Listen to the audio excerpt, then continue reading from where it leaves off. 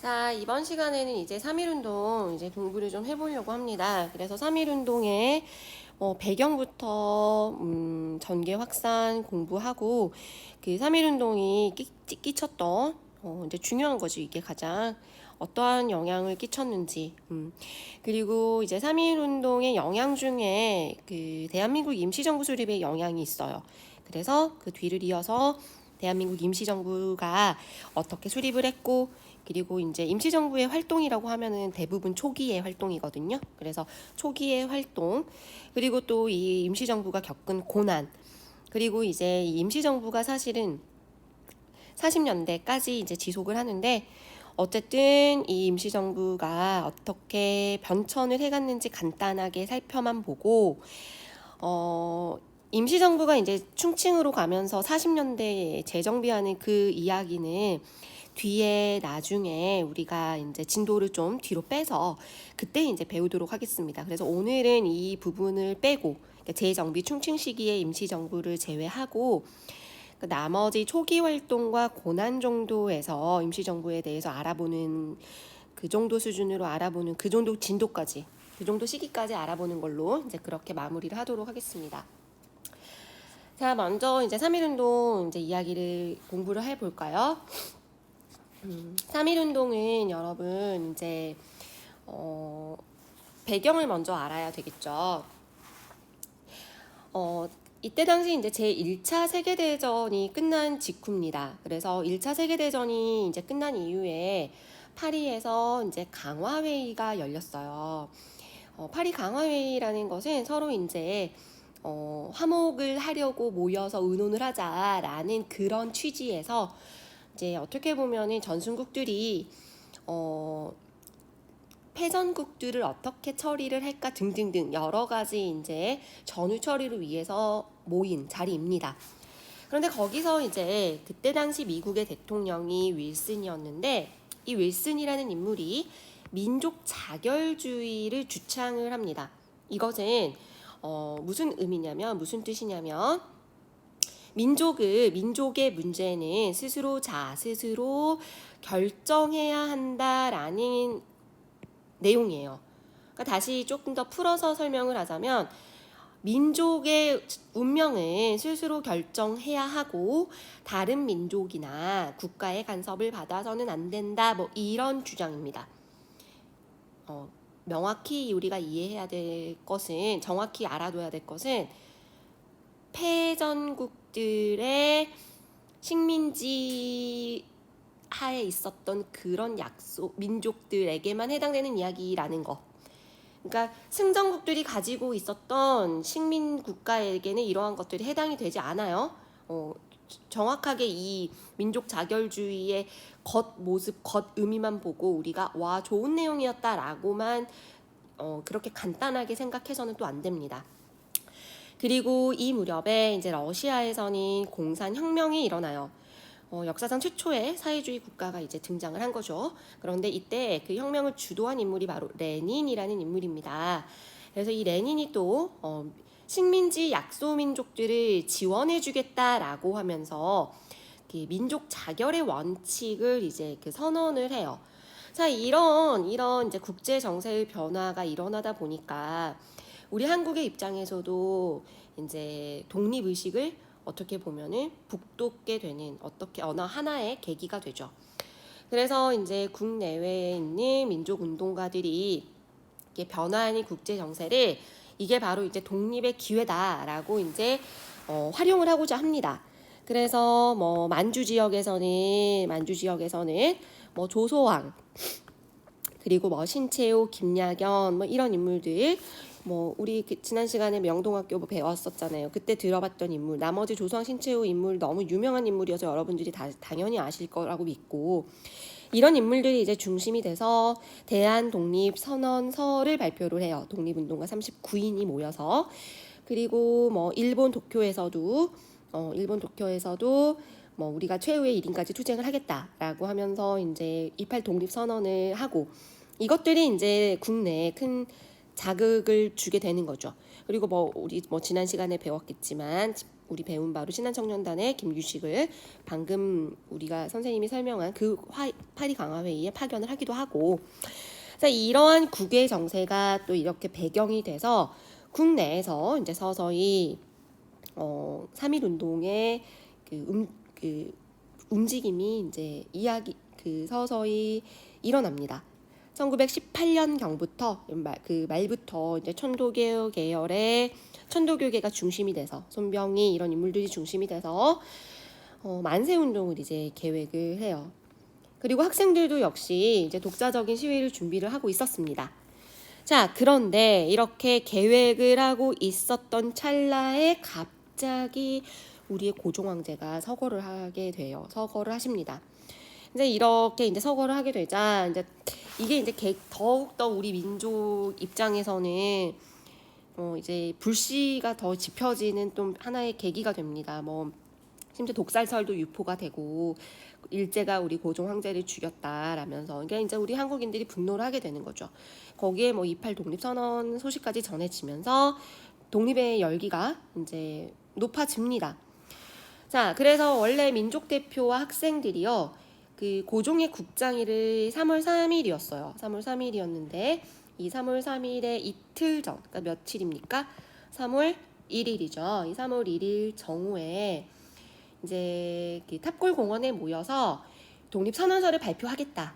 그리고 나서 우리가 시위를 벌리자라고 이제 이렇게 계획을 합니다.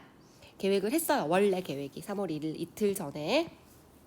그런데 이제 민족 대표들이 이제 생각을 했을 때 이 시위가 좀 과격해질 것 같으니까 그것을 우려해서 이제 계획을 좀 변경을 해서 독립선언서를 이제 태화관이라는 곳에서 낭독을 하고 이제 이들은 낭독을 하고 바로 체포가 돼요. 체포됩니다. 그런데 이제 탑골공원에서 그 외에 우리의 이제 그 민족 대표들이 아닌 수많은 학생들과 시민들이 독립선언서를 발표를 하고 태극기를 흔들면서 밤 늦게까지 이렇게 독립 만세 시위를 벌려요. 자, 이때까지는 어때요? 여기 앞에 뭐라고 써져 있어요? 그래요. 체크를 좀 해볼까요? 평화적인 독립 만세 시위를 벌립니다. 서울이 비롯해서 이제 서서히 평양, 원산 등등 주요 도시에서도 이제 독립선언서 낭독하고 독립 만세 운동 전개하고 그리고 이제 이 시위에 자, 지금부터 이제 확산으로 가는 겁니다. 자, 지금까지 이제 전개가 이렇게 됐다라고 한다면 이것이 이제 서서히 확산이 되어 가요. 도시에서 어디로? 농촌 지역으로. 그리고 농민, 노동자 등 각계각층, 그러니까 학생들은 물론이고 교사, 노동자, 상인 이런 각계각층들이 참여하면서 이 시위 운동이 엄청나게 이제 확산이 되는 모습을 보여요. 자, 이제 중순이 되어 갑니다. 3월 1일 이후 이제 중순 이후 3월의 중순 이후에 이런 시위가 점점 농촌으로 확산되고 이제 거의 하순이 되면은 시위가 절정에 다다랐대요. 학생들이 모두 다 고향으로 내려가서 시위를 주도하고 여기서 이제 우리가 잘 아는 인물이 나옵니다. 우리의 누나, 유관순 이화학당이었던 그 학생 유관순이 또 고향이었던 천안에 가서 만세 시위 주도하다가 어떻게 돼요? 우리 너무 잘 알고 있죠. 체포되어서 꽃같은 나이 19세에 이제 순국을 하시는 또 우리가 잘 아는 대표적인 의인이시죠. 자, 이렇듯이 3.1 운동은 우리가 처음에 선생님이 강조했던 것처럼 평화적인 시위 운동으로 전개가 되어 가고 있었어요. 그러면 일제는 어떻게 대응을 했을까요? 당연하죠. 평화적으로 대응했을까요? 그러지 않았겠죠. 3.1 운동이 확산되어 가자 일제는 지금 1910년대잖아요. 헌병, 경찰, 군대 모두 동원해서 이 평화적인 시위 군중을 향해서 무차별 사격을 가하고 아주 무자비하게 탄압을 합니다. 무자비한 탄압을 넘어서서 아주 정말 인간 말종과 같은 그러한 무자비한 사건도 벌려요. 이런 화성 제암리 사건. 그때 당시 이제 이 사건이 어떤 사건이냐면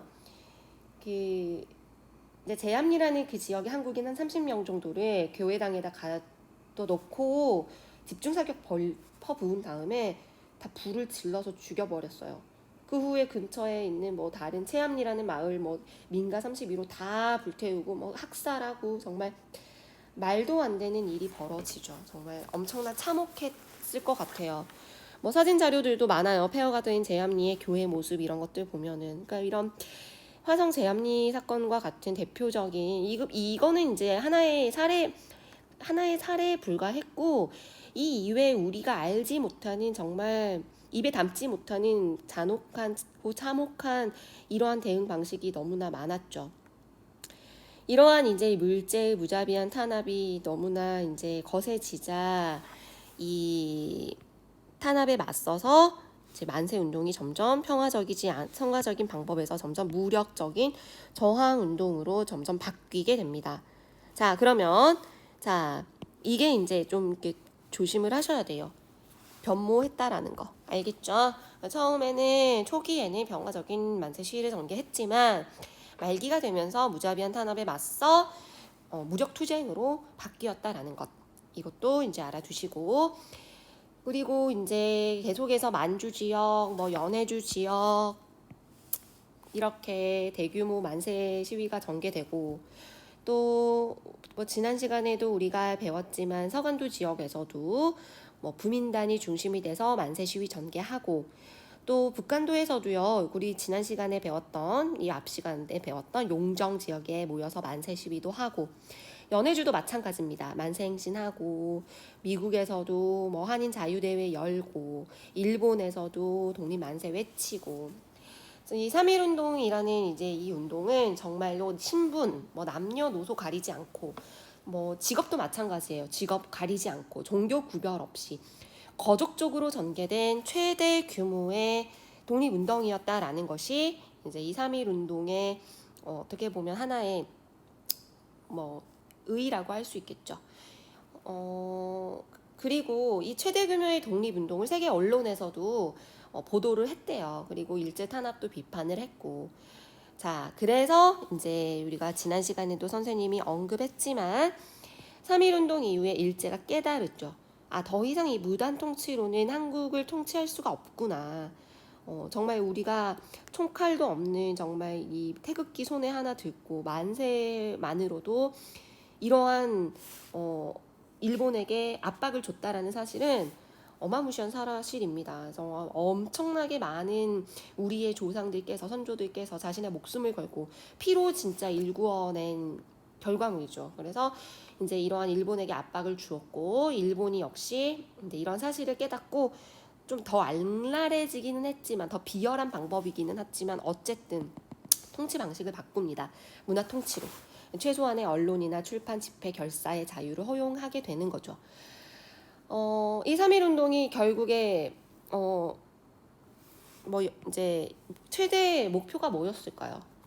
우리 조상들이 우리 민족의 최대 목표가 뭐였을까요? 자주 독립이라는 사실을 확인시켜줬다라고 저는 생각을 합니다. 그리고 독립을 위해서 우리 민족이 이제 이렇게 우리의 최대 목표는 자주 독립뿐이다. 이거를 정말 목숨을 걸고 보여준 거죠. 자, 그런데 어쨌든 이제 이 만세 운동을 통해서 또 한편으로는 우리가 깨달은 바도 있어요. 그게 뭐냐면 우리가 이렇게 일제에게 항전하려면 우리의 뭐 이렇게 정신도 중요하지만 어쨌든 조금 더 체계적인 우리의 민족을 대표할 일종의 하나의 조직이 있어야겠구나라는 이런 과제를 던져주게 돼요. 그래서 이제 우리가 이 대한민국 임시정부 수립이 이제 영향을 끼쳤다라고 우리는 그렇게 평가를 하고 있습니다. 그리고 더 나아가서 독립운동의 조직과 활성화 계기 뭐 같은 말이죠. 더 나아가서 이 3.1운동은 아시아 각국의 민족운동에도 이제 적지 않은 영향을 끼쳤다라고 그렇게 평가를 받고 있어요. 왜냐하면 그 뒤를 이어서 바로 5월 4일 날 중국에서도 5.4 운동이 일어났고 인도에서도 비폭력 불복종 운동이 일어났고 그 밖에 뭐 식민 상태에 있었던 그 주변에 뭐 베트남, 필리핀 이런 각국의 아시아 국가의 독립운동에 큰 자극을 이제 끼치게 됐다. 이게 바로 3.1운동의 의의와 영향입니다. 자, 3.1운동의 배경부터 전개와 확산 과정, 그리고 의의와 영향까지 한번 다시 이제 살펴보세요. 자, 그 다음에 이제 그러면 대한민국 임시정부가 어떻게 수립이 됐는지를 이제 더 뒤를 이어서 이야기를 좀 해봅시다. 민족운동가들의 3.1운동을 계기로 방금 전에 말을 한 것처럼 독립운동에 뭔가의 구심점이 필요하구나라는 걸 우리는 깨닫게 됐고, 이러한 독립운동을 세계적으로 추진하기 위해서 임시정부가 이제 수립이 됩니다. 국내외에서 이제 본격적으로 수립이 돼요. 자, 그래서 연해주에서 먼저 제1차 세계대전 이후에 이제 이 국제정세에 대비하기 위해서 대한국민의회가 수립이 됩니다. 이거 우리 지난 시간에 했죠? 세 글자, 두 글자 선생님 막 이렇게 이야기했었잖아요. 그죠? 대한국민의회. 대한국민의회가 이제 수립이 됐고, 그 다음에 중국의 상하이에서는 이제 그때 당시 이제 중국과 해외에서 활동하던 민족 운동가들이 중심이 돼서 대한민국 임시정부가 수립이 됩니다. 그 우리 배웠던 신한청년당이 중심이 됐던 깜짝 놀랐네. 신한청년당이 중심이 돼서 이제 이러한 단체가 만들어졌고, 또 우리 한반도 안에서도 이제 한성정부 13도 대표가 모여서 한성정부가 수립이 됩니다. 13도 대표가 모여서 그 이후에 이제 이 세 개의 임시정부가 이제 통합이 돼서 통합운동이 전개돼서 법통은 한성정부. 법통은 어디예요? 한성정부. 합성정부를 이제 계승을 하고 위치는 상하이로 해서 이제 이것을 통합한 상하이에 이제 임시정부와 임시정부와 국민의회 이 두 단체가 이제 통합해서 법통을 한성정부로 하고 상하이에 최종적으로 대한민국 임시정부가 수립이 됩니다. 법통은 어디를 잇고 있어요? 한성정부를 잇고 있고, 그리고 이제 이 3.1운동으로 수립된 이 대한민국 임시정부가 우리 광복 이후에 현재의 대한민국 정부로 계승이 되는 거예요. 아셨죠, 여러분? 자, 그래서 대한민국 임시정부. 자, 이 대한민국 임시정부는요, 우리나라 역사상 최초로 삼권 분립에 기초한 민주공화제를 채택을 합니다. 입법부, 입법부, 행정부, 사법부 이렇게 이제 영화를 보신 분들이 있을지를 모르겠지만 이제 3학년 언니들 한번 보여드린 적이 있어서 저도 이제 이 수업을 할 때 이야기를 했었는데, 밀정이었나? 암살이었나? 잠깐만. 밀정에서 그 마지막 이제 물론 40년대 대한민국 임시정부 이야기니까 충칭식이었던 것 같긴 해요. 근데 그때 당시에 이제 이 김원봉이 그 김구 선생님을 만나러 가서 막 인사를 합니다. 막 그러는데 김구 선생님께서 그 이제 영화 속 장면이 대한민국 임시정부였던 것 같아요. 한 사무실 안에서 여기는 입법부, 여기는 행정부, 여기는 사법부입니다. 누추하지만 갖출 거 다 갖췄다. 이러면서 이제 설명하는 장면이 나와요. 그래서 그것만 보더라도 이제 알 수 있죠. 그러니까 우리가 아는 만큼 배운다고 그 영화를 또 보면서도 우리가 대한민국 임시정부는 저렇게 삼권 분립에 기초하고 있었구나, 민주공화제를 채택했구나, 또 아는 사람들은 또 그렇게 캐치해내죠. 우리 또 다시 보면서 여러분들은 이제부터 그런 거를 캐치해내셔야 돼요. 그래서 이제 그랬고, 그다음에 임시정부는요, 이제 국내 업무 연락을 담당하는 연통제라는 거를 이제 운영을 합니다. 이 연통제라는 거는 이제 어떤 역할을 했냐면, 임시정부를 위한 재정 확보랄지, 그리고 임시정부에서 제정하는 법령, 그리고 공문 내용 이런 것들을 이제 국내에 전파하는 그런 역할을 했어요. 그래서 연통제, 그다음에 국내외 통신기관의 역할을 했던 교통국, 이러한 이 교통국은 또 국내외 정보를 수집하거나 교환하는 업무를 맡았죠. 그래서 임시정부는 연통제와 교통국이라는 이러한 연락 조직을 가지고 있었구나가 이제 중요한 팩트예요. 중요한 팩트고, 그리고 또 동시에 우리가 또 알아두셔야 될 것이 이제 군 작은 모금 활동을 했는데 애국공채라고 나오죠. 애국공채, 독립공채라고 보통 그렇게 표현을 합니다. 독립공채. 독립공채라는 거는 그러니까 국가나 공채라는 것 자체가 그런 의미예요. 국가나 공공단체가 그 어떤 재원을 마련하기 위해서 임시로 발행하는 일종의 빚을 공채라고 합니다. 그래서 그 독립공채를 발행을 해서 국민 의연금을 모집하고, 의연금, 의로운 일을 하는데 그 내는 돈이라는 거죠.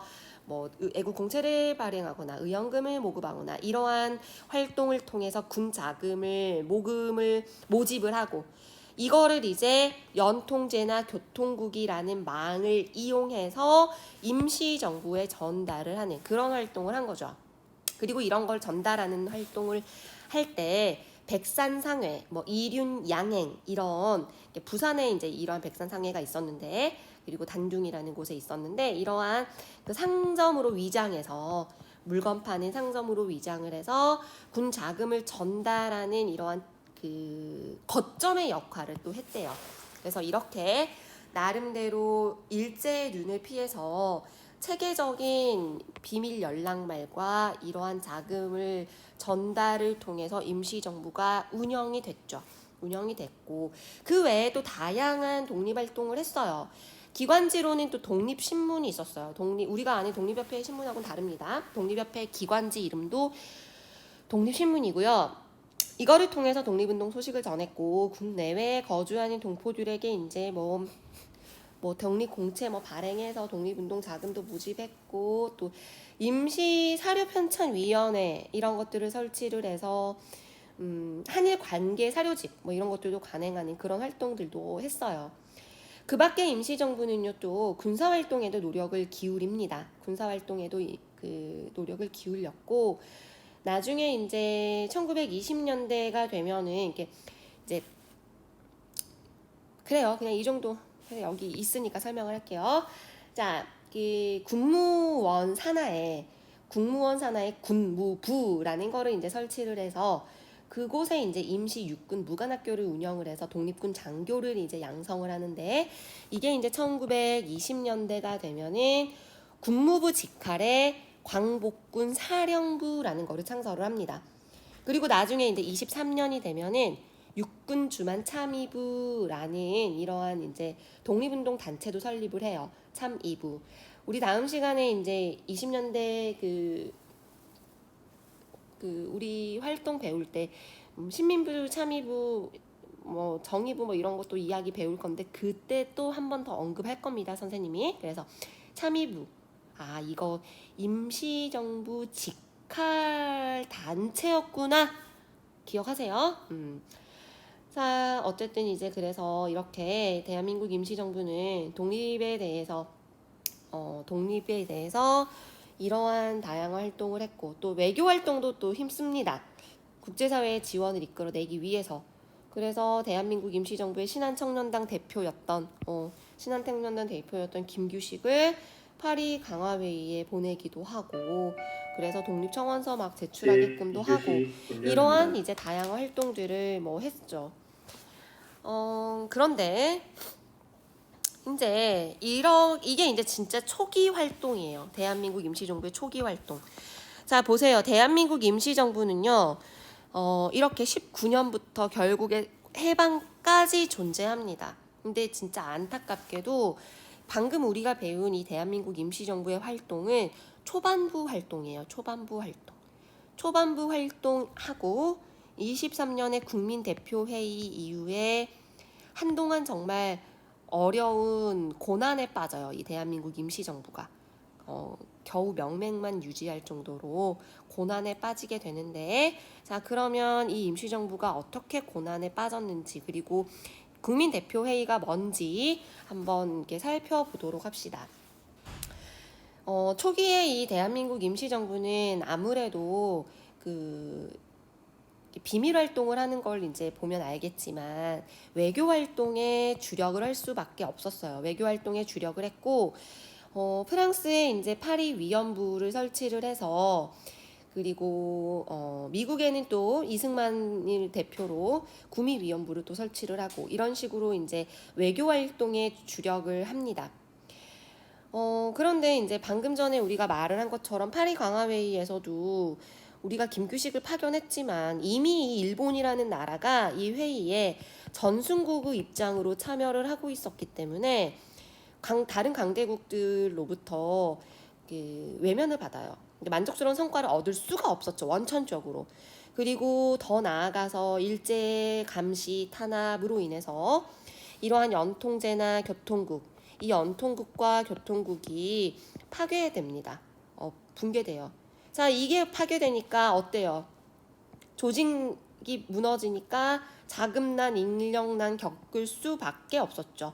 더군다나 이 임시정부는 국내가 아니고 임시정부가 상하이에 존재했었기 때문에 국내는 물론 다른 지역의 연해주, 만주 그 지원을 받기 참으로 어려운 위치적인 조건이었습니다. 자, 그런데 이제 이러한 상황 속에서 이제 임시정부 내에서 그 무장투쟁론, 이동희 계열의 무장투쟁론, 이승만 계열의 외교독립론, 안창호 계열의 실력 양선론 이런 식으로 독립운동의 노선을 가지고 계속해서 갈등이 불거지기 시작하고 있었어요. 그런데 이런 상황 속에서 이제 신채호 등이 이승만이 미국 윌슨 대통령에게 위임 통치 청원서를 제출한 사실을 들어서 임시정부를 해산하자라고 하면서 국민대표회의의 소집을 요구하게 됩니다. 자, 위임 통치 청원서가 그럼 뭐냐? 이승만이 한국을 독립시키고 당분간 국제연맹의 통치 아래 두자라는 이러한 내용의 청원서를 윌슨 대통령에게 제출한 거예요. 무슨 말도 안 되는 소리죠. 우리는 우리는 우리 민족의 완벽한 독립을 요구를 해야 하는데 당연히 그런 의미에서 일제의 독립을 하고 있는 건데 일제가 아닌 다른 국제연맹의 통치를 이렇게 청원서를 제출했다는 사실 자체가 다른 독립운동가들에게 납득이 안 됐던 거죠. 그래서 사실 이제 이런 그 위임 통치 청원서를 계기로 국민 대표 회의가 열렸고 이 대표 회의에 이제 참석자들은 대체적으로 신채호를 중심으로 한 창조파와 안창호를 중심으로 한 개조파로 나뉘어져 있었습니다. 이제 창조파의 경우에는 임시정부 해산하자, 새로운 정부 세우자라고 주장하는 사람들이었고 개조파 입장에서는 임시정부를 개편하는 선에서 유지는 하자라고 이제 이렇게 주장을 하고 있었죠. 그런데 이 대립이 결국에는 합일점을 찾지 못하고 이 회의는 결렬되고 말아요. 결국 많은 이 사건을 계기로 아주 많은 대한민국 그 민족 운동가들이 임시정부에서 대거 이탈하게 됩니다.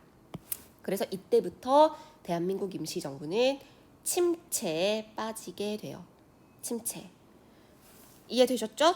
자, 그래서 23년을 기점으로 10년대는 이렇게 다양한 임시정부의 초기 활동이 있었는데 21년에 이러한 조직이 파괴되고 그 다음에 23년 그 위임통치청원서를 계기로 23년에 국민대표회의가 열렸는데 합일점을 찾지 못해서 많은 독립운동가들이 이탈을 하고 결국 23년 이후부터 임시정부는 정말 거의 빈 껍데기만 존재하게 됩니다. 빈 껍데기만.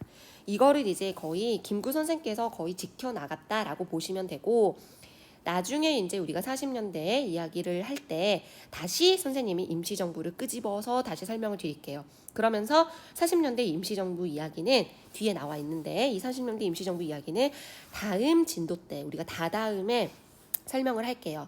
교과서의 이제 순서대로 우리가 진도를 나가기로 했으니까 이거는 딱히 여러분들 막 이렇게 암기하실 필요는 없습니다. 그냥 참고만 하시라고 제가 써놓은 표예요. 이거 암기하지 마세요.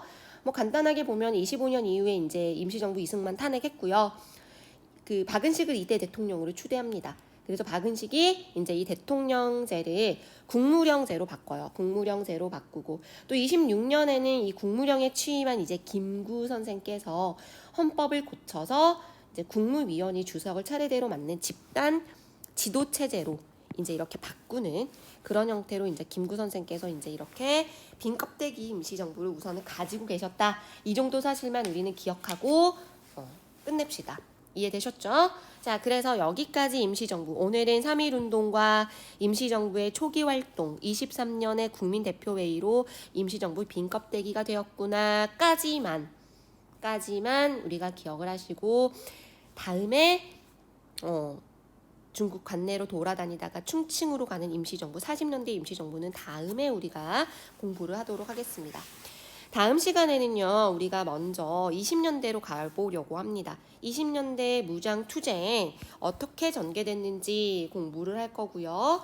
그리고 그 뒤를 이어서 이제 30년대 무장 독립 전쟁까지 배우고, 그 다음에 의열단과 한인 애국단 이렇게 우리가 진도를 나가도록 하겠습니다. 고생하셨어요.